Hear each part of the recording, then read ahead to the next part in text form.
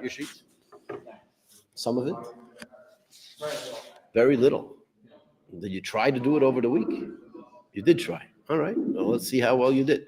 We're going to see how well you did today, right? When we go around and do the Gemara. And maybe we should do it here we'll do a little bit of a shir, a little bit of a class, and then we're going to go around the table and have everybody read from the Gemara and see. Let's just see how people did. What do you think? It's a good idea? Yeah. I lost my sheet on Tuesday, and but guys, we got to fall apart after that. We got to realize, it's as entertaining as our shir gets, the shir is intended to teach you how to learn Gemara on your own. And if you don't plug it in, it's almost like you went to the consultant and you got nothing, and then you paid for another consultant to clean up from the first consultant. You need to have a consultant to figure out how to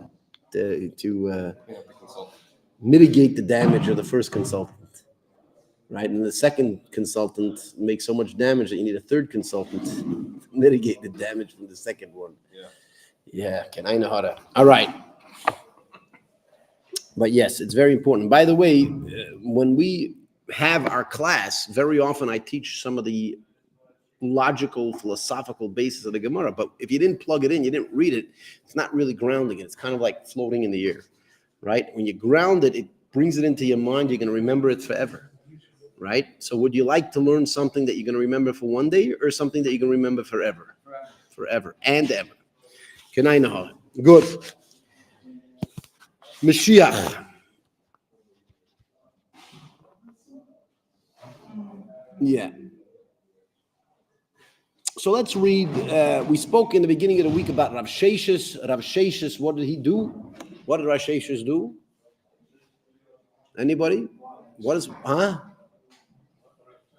was the story of Rav Sheshes that we had in the Gemara? Anybody remember? Anybody online maybe that was here the other day that could remind us what was the story of Rav Sheshes? He was a sensitive young man. He was a sensitive young man, and therefore, what? He was a sensitive young man, and therefore,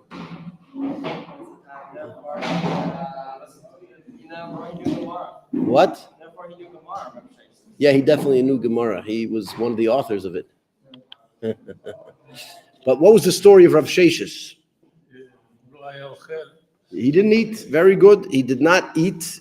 He did not eat the entire day prior to Pesach, prior to Passover. Sure, why on earth would Rav Sheshes not eat on the day before Passover? Because the man had a sensitive stomach. He had a sensitive belly.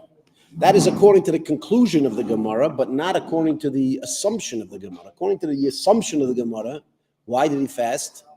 Assumption of Gemara why he didn't fast? Yeah.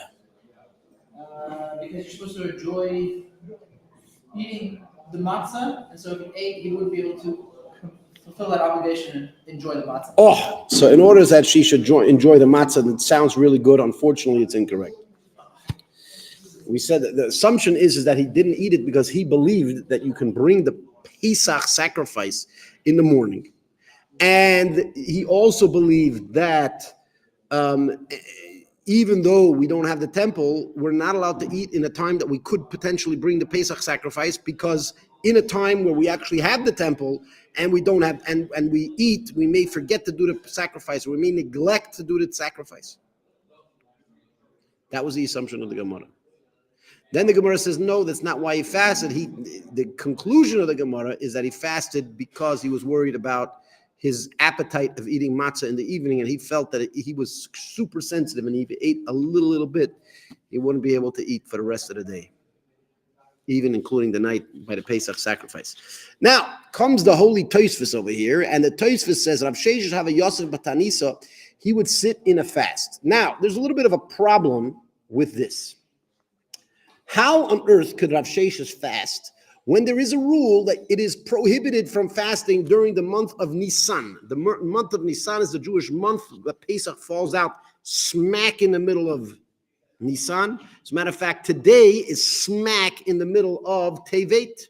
It's called, Shvat, Tu B'Shvat. Tu stands for Tesvav. Tesvav is Tu. Tu B'Shvat is the 15th of Shvat, which is the New Year for trees. Many people today will eat various different fruits and try to make a shechiyanu to thank God for the holy fruits that are brought in the holy land of Israel.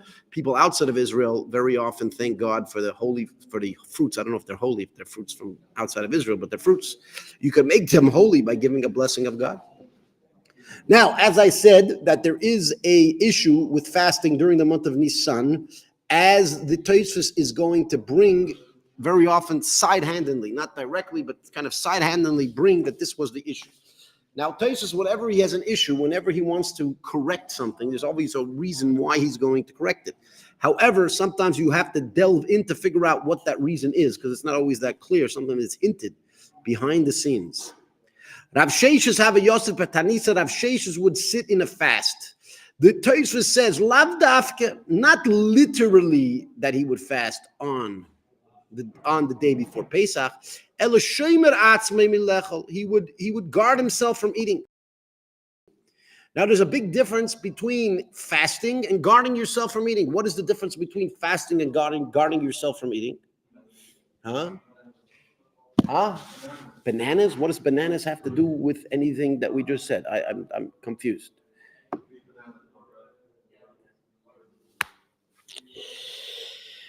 You eat bananas and you're still fasting if you eat bananas? That sounds bananas. That's what that statement sounds like to me.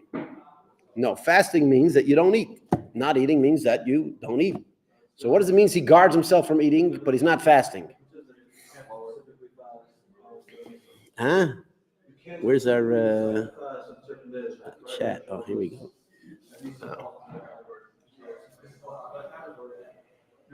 Okay, now, fasting would mean a deliberate refraining from eating, which you kind of take on as an obligation. He takes on as an obligation that he must stop eating. However, if you don't take it on as an obligation, it's not necessarily considered a fast.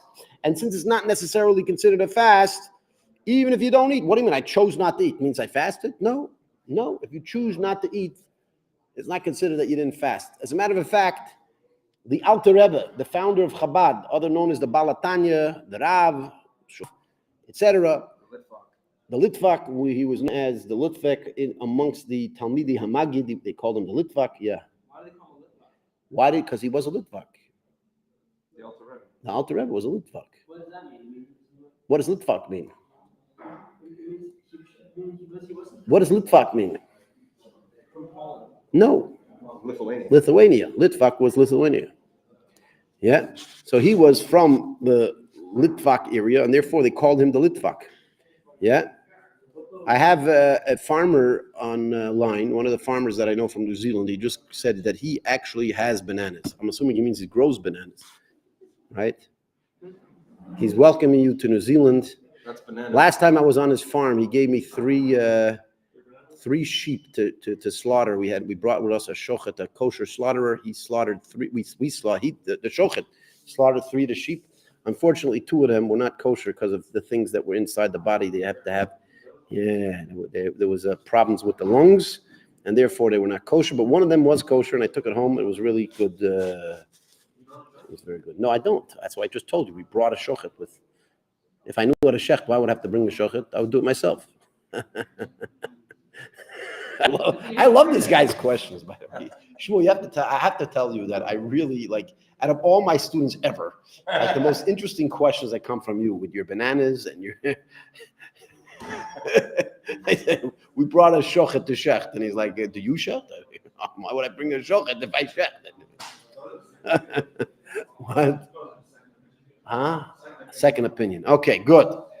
Anyways, let's continue.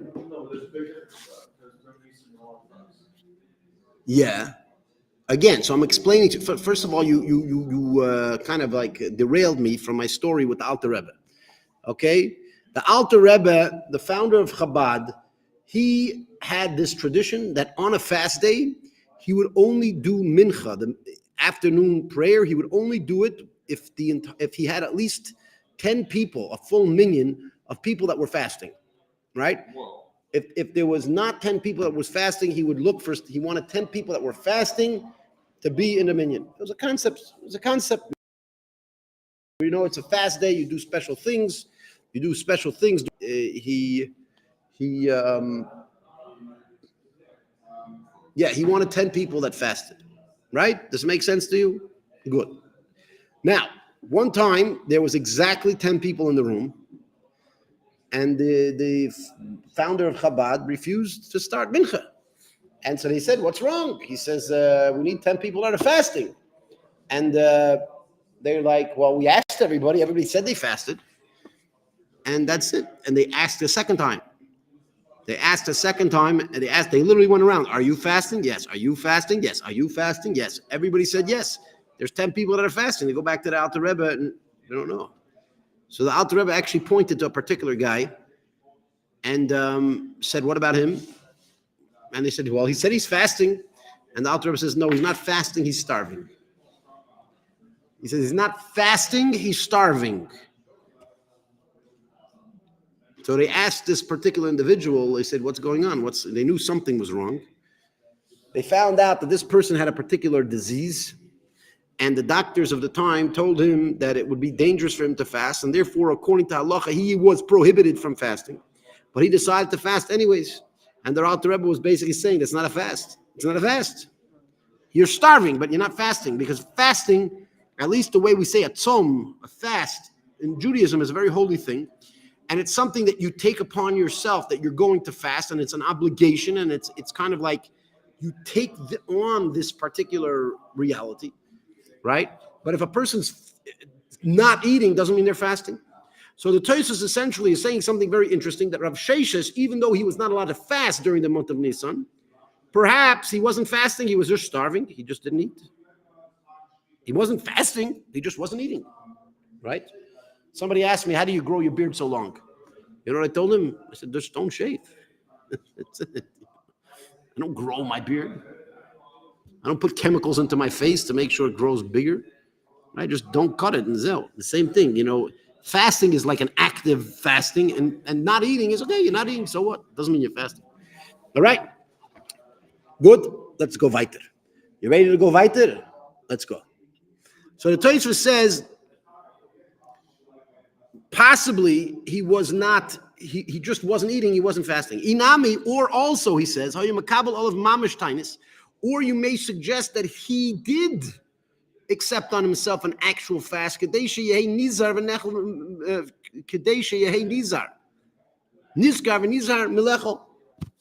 Right? Maybe he actually did take on an actual fast to prevent himself from eating.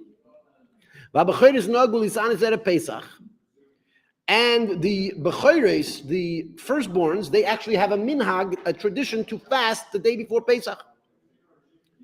The Kosoni, as it's taught in the Mishnah in Masechtas Seifrim, in Masechtas Seifrim, Pedek Chof Aleph Halacha Gimel, She'ein Mis'anim b'Nisan, we do not fast during Nisan, Ela HaBechores B'Erev Pesach, except for the firstborns in Erev Pesach. Now the question is, was Rav Sheshes a firstborn?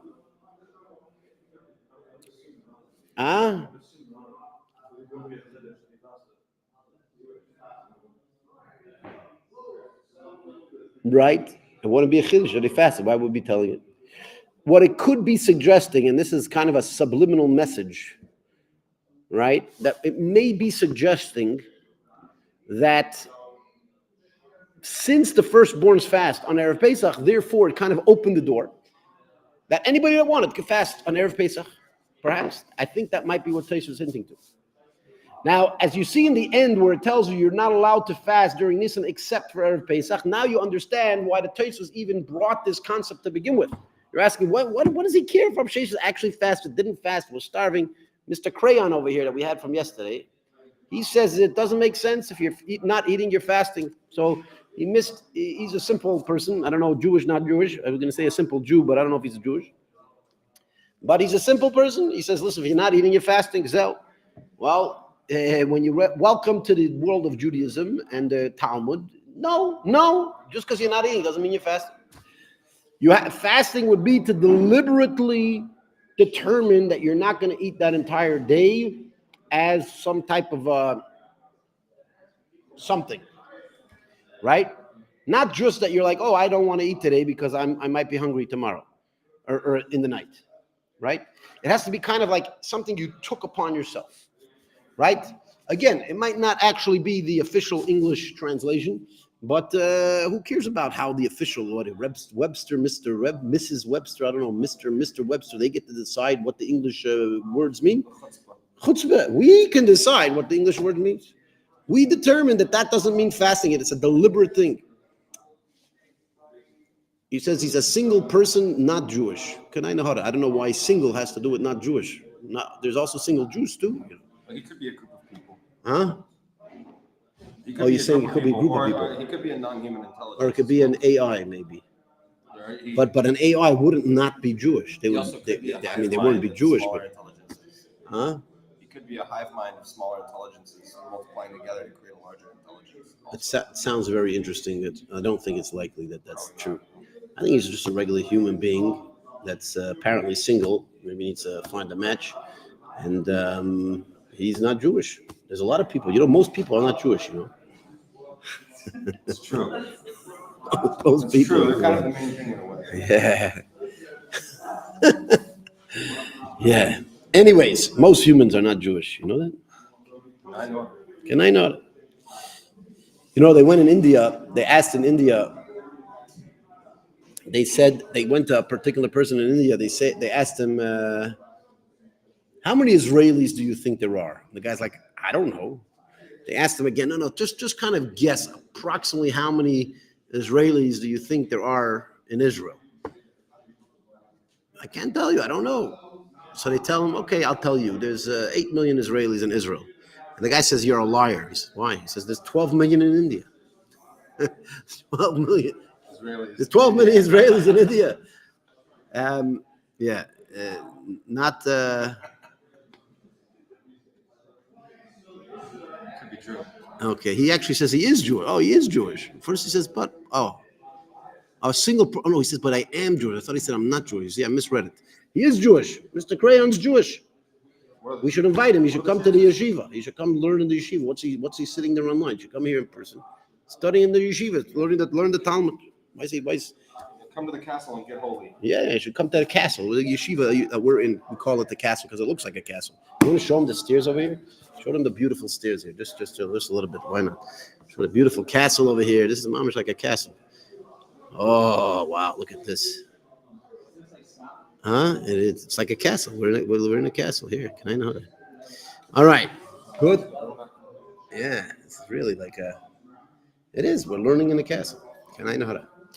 Okay, so that was that Tosfos, etc. I think that we will leave it with that Tosfos. If anybody has any questions, where's the yeshiva? He wants to know where you go. You never know. Maybe just because we made a shir online, maybe you have another student here. The yeshiva is in the holy city of Tzfas, which is in the north of Israel. You could look it up.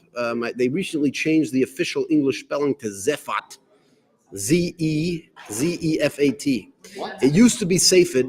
Safed, Safed. I thought it's TZFAT. No, again, it used to be Safed, Safed, and that was the way that the English before the establishment of Israel did it. Now the Hebrew word is Tzfat. Now Tzfat and Safed sounded so different that they decided to change the official legal spelling. It was literally like 5 years ago. They changed the legal spelling to Zefat, which is Zefat. Zefat. Zvat. Well, that sounds Zvat. It sounds more like Tzfat than Safed. So it's a fat. Casting off our old British chain. Yes, the old British chain. Yeah. Yeah. Anyways, you're welcome to come visit us here in the holy city of Tzfat. We're actually right near the central bus station. If you take a bus from most of Israel, you go straight in there. Sadat. I don't know what Sadat is. Sadat. Oh, he spelled Tzfat the way that most English speakers spell it, Tzfat. That's the way most English speakers spell it, is Tzfat. But it's not the legal spelling of Tzfat. Right now it's turned into Sefat. Anyways, come visit us, Crayon, and we'll have you in the yeshiva over here, and maybe we'll make sure that you don't stay single. We do that sometimes, Sometimes we have a single comes here and he leaves. They grow another half, right? Like Adam and Eve, right? God took a part of his rib and created Eve out of the part of his rib. All right. Sometimes you come to this yeshiva and all of a sudden you grow another half. Happens sometimes. Not always. It's not guaranteed, but there you go. All right. He's in the USA. Most of these guys are from the USA. Where are you from in the USA? Colorado. You? Los Angeles. Florida. Avi, where are you from? Philadelphia. And you? Colorado. There you go. We really have like a real mix. Like everybody here is from a different place in the USA. Right? Yeah. Good. He asked if he could find his other half. We help you find your other half. If you come here, you study, we get to know you. Obviously, we don't just we're not just a matchmaking. We're a yeshiva, so you come, you study, and when we get to know you, we see if we know also another half. We make a connection, right? You can get a hold of us. Our website is thewayinside.org. As a matter of fact, I might even have a QR code here. Here. Oh, YTD. Here you go. You have thewayinside.org. You have a QR code there. If you can go to our website, you can join the yeshiva, etc. If you want to join our Talmudic group, we have a WhatsApp group for the. I just put up the Talmud group is the QR code for our WhatsApp group. You can join that, and we'll be very, very interesting to see you, Crayon. Coming from online straight into the yeshiva. Hopefully, you'll study and you'll learn, and you'll be happy here. Bezrat Hashem. I'm looking forward to hearing from you, etc. I think that's the end of this class for today. And Hashem be back again on the QR code to join our WhatsApp group, which we try to keep you in the loop of everything that we do. Right? Good. Good. And we'll see you next week because we don't do class on Friday and obviously not on Saturday. So we'll see you next week. Bezrat Hashem. Crayon, I'm expecting you to take the next flight. It's fast, so we'll see you next week too, here in person. There you go. Yeah, he says he doesn't do QR codes. Okay. You which one's up now? Oh, this one's up. It's thewayinside.org. Literally, one long word. Thewayinside.org. You're good to go. All right. Have a good day. Hope to hear from you right when you make your application. Go do an application. It's free, actually. We don't charge an application fee. Fill out your application with your information. Right on the bottom that the reason that you came is because of Rabbi Kopel's class that you saw online. So we remember that it's you. And we'll definitely speak to you and get a hold of you. Hopefully you'll join, and we'll be very happy to have you. All the best. Sei gesund. Have a good day.